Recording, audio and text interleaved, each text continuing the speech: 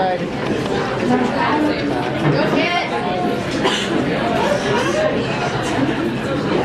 Respect the mic.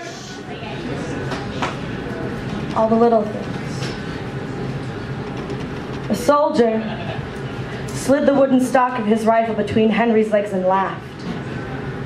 He had been there the night before when a German girl climbed out on his lap and kissed his cheek, to receive none in return. Henry could not lie down with horrors, because he had 2 sisters at home. Candace had caramel-honeyed hair, 7 high-bone freckles on each cheek, and an expensive cleft palate scar. And little Lily, who smelled of citrus because she laced the teeth of her combs with lemon juice to lighten her hair in the summers. Her eyes were metallic, and the bullets kept in the chamber of Henry's rifle and would do more damage than any wound given by a gunshot. Tore over the top of the trench and ripped a hole through the nape of an officer's neck. He landed on the backs of his soldiers, and when he rolled off their shoulders, they fought over his boots.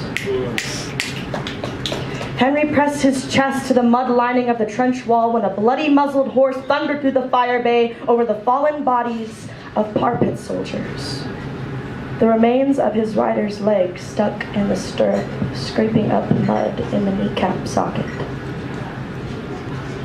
When the gelding trampled over the back of the bootless officer, the last particles of air in his lungs expelled in a puff of breath escaped through the scar under Candace's nose in the nip of November air, when the snow had fallen heavy on the lawn of their summer home 2 winters before the war.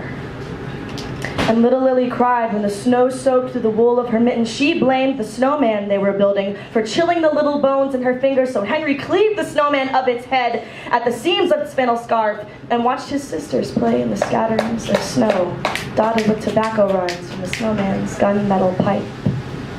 And Henry smiled and pulled his scarf over his teeth to muffle a shudder of a bullet whispered past Henry's ear, lodged itself between the eyebrows of the shoulder behind him in no man's land.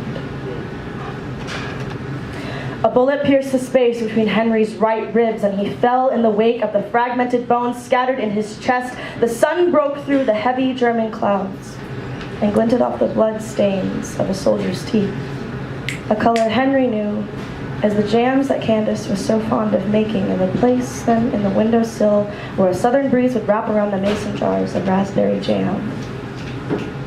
The color of the velvet maroon dress that Lily wore every Christmas Eve before she outgrew the stitching on the shoulder. Or the color of the roses his sisters braided into their pony's white mane and tail for the Independence Day parade. The color of the apples Henry would pick and place into the tan wicker baskets his sisters had woven for the orchard harvest.